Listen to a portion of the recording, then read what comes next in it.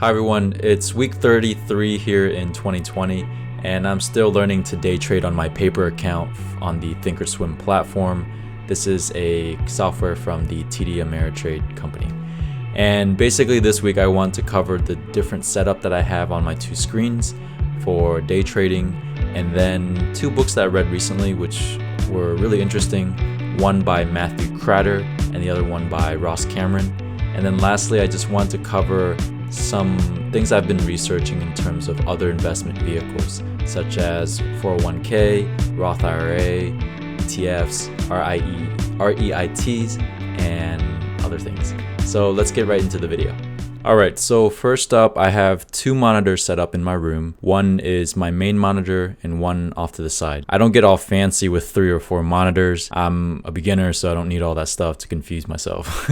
Basically, on my screen off to the right, I'm going to have this Thinkorswim platform loaded. It's just to follow the stocks, follow the different movements in the prices and different indicators and metrics. In this first window here, this is the 1-minute chart. You can see with the little note here, and it's just kind of see different candlesticks and see how the price is moving. And then below that I have the 5-minute to see kind of an overall trend, and it's helpful to have both of them because sometimes you need to pay attention more closely, sometimes you need to pay attention to zoom out a little bit. You want two screens because it will help you save time from having to click and switching between the two, and you can always zoom out if you want to and just get more finite if you want, or more broad if you want, but it helps you from having to switch so often. What I've learned so far is the VWAP, and VWAP is a very common indicator, or they actually call it a study here in the Thinkorswim platform. But institutional traders trade around the VWAP, and that's why I always have it on my charts. And VWAP starts with a V, so I put violet, so it's easier to follow. These two at the bottom are just simple moving averages. One is the 200 and the other one is the 50, 200 day, 50 day. And the dotted one you see is the 200 and the dashed one is the 50. And this is just to pay attention to the overall trend of that specific stock. Like I'm looking at Boxer right now, just to see how it's moving. And there's certain things that you can see if these lines cross at a certain point, but I'm not going to get into that because this is not about that specific strategy. And off to the right, we have time and sales. Basically, this helps you see the different orders that people are putting in and the different sizes. It's just another helpful indicator. I'm still learning it, so I'm not going to try to show you here either. It's just one thing I'm trying to pick up as well. Right below that, we have the level 2. Level 2 lets you see the different prices that people are putting through the different ECNs, or the electronic communications network. Basically, different networks that the stock market operates on. So you can see how many orders there are and what the price, the bid price, and the ask price are. And that's kind of it, just the charts and the two time and sales and level 2. And of course you always have your watch list, and I have one for the main one I'm following for the day, and I also have one for ETFs that I'm trying to learn just to see, check every day once just to see how they're doing. And so this is screen number 2 off to my right. If we go to my main screen, this is what I'm always looking at. Basically, when I take a position, it's gonna pop up here. This is from the Thinkorswim platform, but you can detach the window from the app, and so this is actually a second window, and this just lets me see the current price I'm holding, how much shares I have in that stock. That is really useful because below that I'll also log all my different trades, and it's the time, the ticker, shares, the entry price. Let me show you here. The risk, I'm gonna risk, so I'm in this situation here, I'm risking 10 cents. I'm hoping to make 20 cents, so that's profit. And then exit is what I fill out when I actually sell it off and actually make or lose profit. And days held, and this is just the total price. It's here so that I can calculate if it's a win or a loss or even a draw. And then profits and loss, and then just some notes if I have any. And then my daily risk is basically I keep track of how much I lose or win during the day in total. That way, let's say if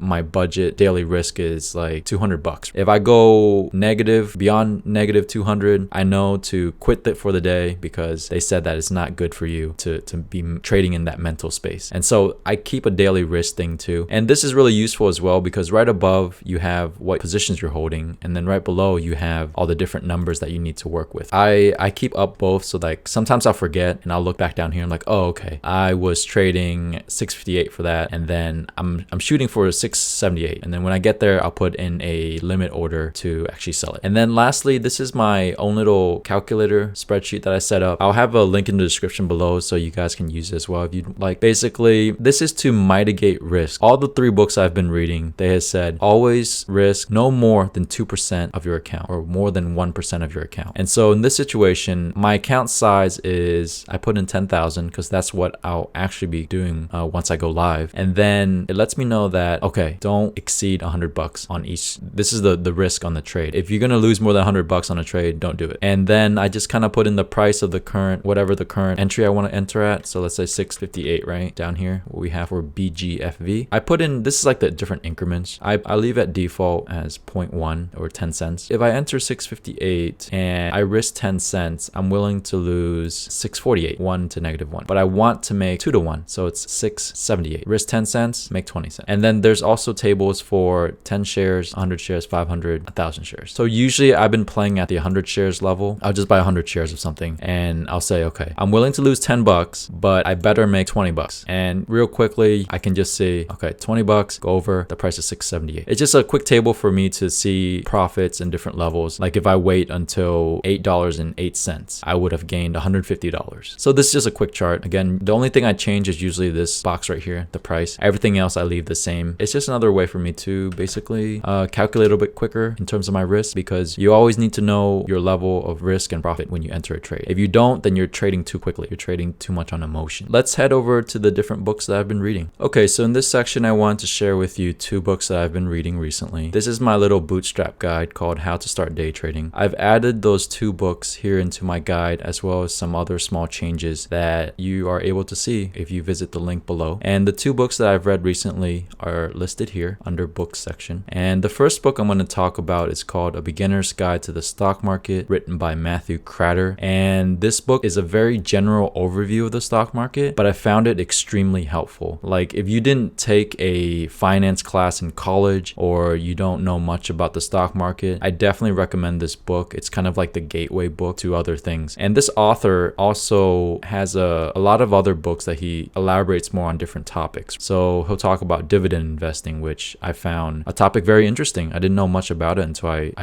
started reading the beginner's guide. And then just momentum stocks, day trading. This guy's been in the industry for a long time. I believe it's 20 years or more. Yeah, 20 years of investing experience. So he probably knows his stuff. From the way that he wrote his book, it's very simple to follow. I really do enjoy his writing style. It wasn't like very technical with a lot of jargon or anything like that. So I highly recommend starting with this book if you're following my markdown file guide, and because this will give you that proper introduction. And then next up, I would recommend reading this book called How to Day Trade, and it's written by Ross Cameron. If you don't know, Ross Cameron is a YouTuber as well. He has a channel called Warrior Trading. I particularly like this book because it's also relatively beginner friendly. The way that he introduces it, it's as if you didn't know much about day trading, which is helpful for me. But later when he got into the more advanced topics, I found that he did get a little bit technical. And when you write technically in a book and then just have like 1 or 2 pictures, you kind of get 70-80% of the picture, but nothing ever beats a video in terms of learning to trade. And so I read this book and I did see some different strategies in there. I think there were like 5 or 6 of them. This book was also extremely helpful, and I believe this is the only book that he has. And yeah, I would recommend reading this book second because of the way that introduces you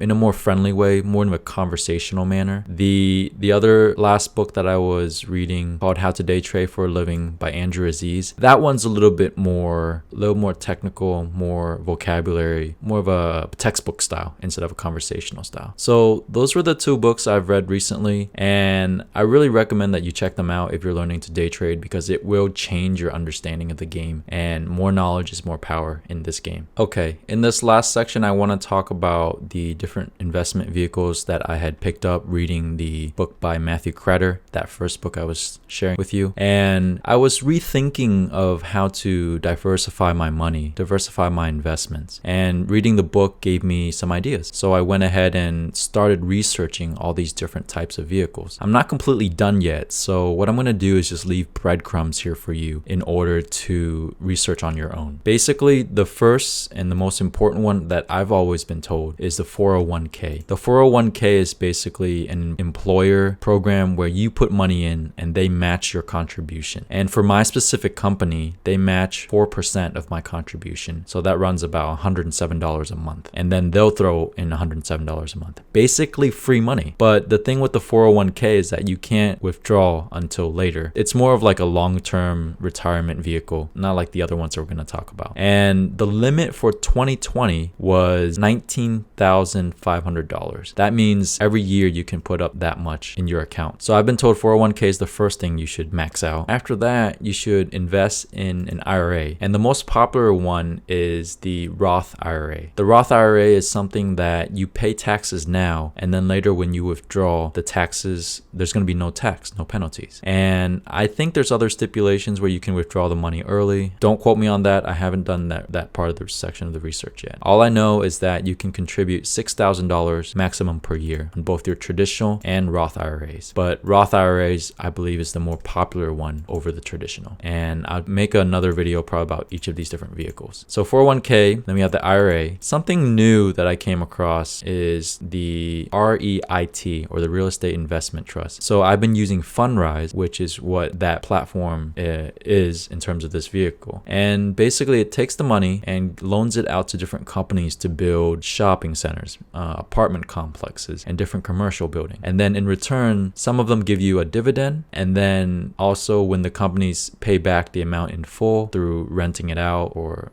different people that lease the commercial properties, they pay back interest as well. And that's what they use to give you back your money. So definitely have to learn more. I just can tell you one thing is that Fundrise, it's been really good to me. It hasn't sank or anything, even through the COVID incident. So I thought that was pretty cool. And again, with all these different things, you want to diversify so that you don't put all your eggs into one basket and just lose everything. This is something I picked up from the book. Basically, it's about growth and dividend investing. Growth investing is basically you choose a company that looks really good and you invest with them over the long term. Say, for example, you invest in Walmart and every year they've been really good. Their stocks have been going up, and you do your due diligence, you do your research, and you pick that stock and you keep going with it. The other side is the dividend investing, which is kind of similar, but not the same. Dividend is when a company gives you a payout every quarter. As I understand it, different companies have different payout percentages. Basically, you can take that dividend and then you can put it back into the stock, which is something that M1 Finances does. They'll basically take the dividends and they'll disperse it across your whole portfolio. And then Charles Schwab, I believe, they take the dividend and invest it back into that same stock.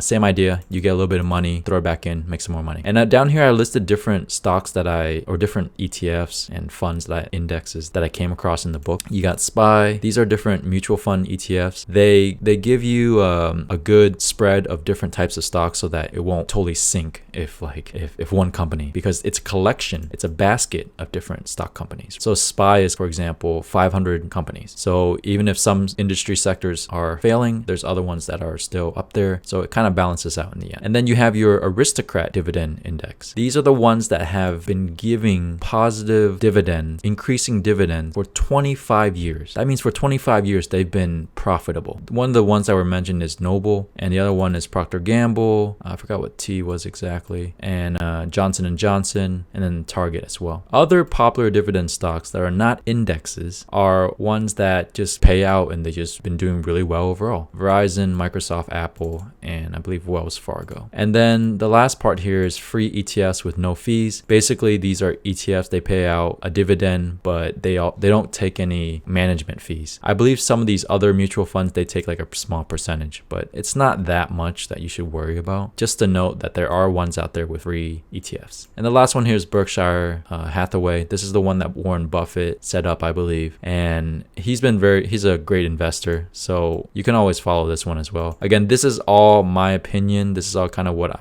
I'm currently researching. I might have some mistakes here. Like I might have called the wrong thing, like if it's a mutual fund or ETF or dividend stock or whatever. So I apologize for that, but you get the general idea. There's cool stocks out there. Look into them, do your own research, and divide guide and invest your money accordingly. The last thing that I want to talk about is just I've been researching different investment tools. So I have M1 Finance, Schwab, and Webull. I'm learning more about the platforms so that I can use them with these different vehicles. Because I know M1 Finance, you can buy growth and dividend investing, but then you can also do that on Schwab. So which one should I use? So that's kind of what I'm learning right now, the different options and the different services that are provided by these different tools. And then lastly, you have your stock market trading. That's the investment vehicle that I'm trying to learn. Basically your day trading or your swing trading, options, futures, that sort of stuff. I'm not that far along yet. All of this is basically different vehicles that you can use. So I just wanted to give you a brief overview of what I know so far. So do your own research, and I hope this video has helped you pick up a thing or two. So thanks for watching, and I will see you guys next time.